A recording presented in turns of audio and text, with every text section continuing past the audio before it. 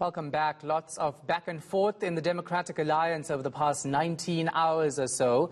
Pumzile Van Damme saying while she has resigned as a member of parliament, she remains a card-carrying member of the DA. She says it may have been a misunderstanding on part of the opposition party. Van Damme served for years as an MP. She ended her statement yesterday saying that should the DA choose to destroy her reputation, she will not be drawn into any back and forth. Let's unpack this with political commentator Eusebius Mckaiser. So, Eusebius, it looks like we were watching Comedy Central yesterday when it came to the DA, didn't it? Because there was this back and forth. The party seemed very ready to accept Pumzile Van Damme's resignation, both as an MP and as a member of the party, but that turned out not to be the case. Absolutely, Shahan. It was the equivalent of a political Freudian slip.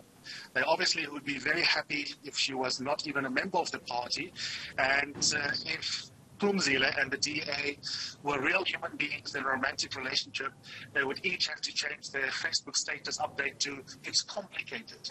The reality is that she had an intractable set of disagreements with the leadership, including John Steenhuisen, and this has been going on for a long while. I don't think it's isolated. I think there's a pattern, that there's a certain clique at the heart of the DA's leadership. And if you have strong views, but you're not part of the clique, which is how I would characterize Pumzile Van Damme, then you will always have a tough time. Because despite pretending to be the gold standard of liberalism and diversity, the DA doesn't like it when some people don't sing from the same hymn sheet as the top-tier leadership. Yeah, this is interesting for me, right? Because she says that she's not leaving the party, or she's not leaving as an MP because of the DA being so-called a racist party, but because of that clique of individuals. But the contrast and difference in ideas that Pumzile Van Damme has in relation to the current leaders of this party, quite stark. You and I see it on Twitter, her attacking people, calling people out. Why then does she still remain a member of this party and try to defend it? Yeah, she's being disingenuous. There are multiple reasons why someone can leave. You don't have to pick just one, Shahan, as you obviously know. It can be the case that there are certain individuals with whom she doesn't get along stylistically when it comes to certain decisions, like how the DA should respond to the whole Facebook saga, for example. You might feel micromanaged by a particular individual. And it might also be that the organization is hyper-masculine and has got a whole bunch of racial biases in its DNA organizationally. All of those things are a confluence of factors that might be the reason why you leave. The final straw may be that a particular personality clash makes you go, it's time for me to leave these folk who are in charge of the organization. But to try and drive a distinction between the party per se and those individuals with the concentration of power that you don't get along with, it's as unconvincing as Fikile Mbalula thinking that the clip that went viral yesterday should not be taken as symbolic of how the ANC as an organization behaves in relation to poor people and vote buying. When certain leaders dominate the brand of the party, then they are indistinguishable with the party. The people that she pissed off are DA, and there's no DA without John Steenhuisen and the clique around him. Yeah, and Helen Zille, right? So let's talk about how she could have possibly been pushed out, because we've seen several prominent black leaders of the Democratic Alliance since 2019 leaving because of certain individuals. She's leaving as a member of parliament. You know, inevitably, what happens next? We know what happens next.